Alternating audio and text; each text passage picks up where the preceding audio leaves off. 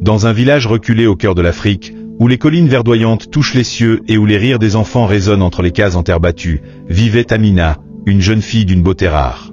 Fille unique d'un couple de guérisseurs respectés, elle grandissait dans un monde où les traditions ancestrales se mêlaient aux rituels mystiques.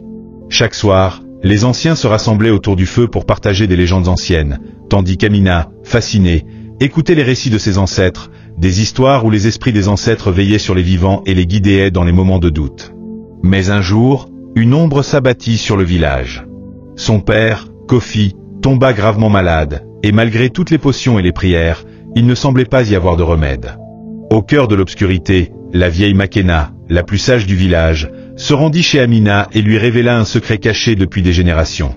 Il existait un remède, mais il fallait trouver le cœur de la lune, une plante mystique censée n'apparaître qu'une nuit par an, sous l'éclat de la pleine lune, dans la forêt interdite. C'était un lieu où, selon les légendes, les esprits des ancêtres résidaient, et seul un cœur pur pouvait espérer y pénétrer. Amina, déterminée à sauver son père, accepta la quête, bien que le danger fût omniprésent. C'était une épreuve qui testerait non seulement sa bravoure, mais aussi sa foi dans les croyances transmises par ses ancêtres. La nuit de la quête arriva, et Amina s'aventura dans la forêt dense, où chaque arbre semblait murmurer des secrets oubliés. La lumière de la lune filtrait à peine entre les feuillages épais, mais elle suivait la lueur d'une liane argentée qui semblait la guider. Elle traversa des rivières tumultueuses, escalada des montagnes abruptes, et rencontra des créatures surnaturelles, qui l'éprouvèrent dans ses certitudes et ses croyances.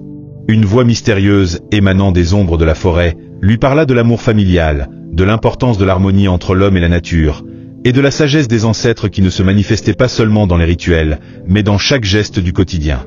Au moment où elle atteignit l'endroit où la plante sacrée devait apparaître, Amina se trouva face à un choix déchirant. Prendre la plante et sauver son père, ou laisser la nature suivre son cours, car la plante en question était le dernier souffle de l'esprit de sa mère décédée, une femme que Amina n'avait jamais connue mais dont la mémoire vivait en elle à travers ses rêves. Elle se souvint alors des paroles de Makena, « Ce que tu choisis révèle ton cœur ». Après un long silence, Amina, avec une détermination calme, choisit de ne pas prendre la plante. Elle retourna au village, où elle expliqua la vérité à son père et aux villageois. Quelques jours plus tard, un miracle se produisit.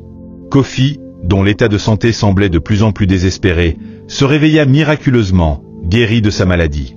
Les villageois croyaient que c'était l'esprit de la mère d'Amina qui avait, d'une manière mystique, donné son consentement pour sauver Kofi.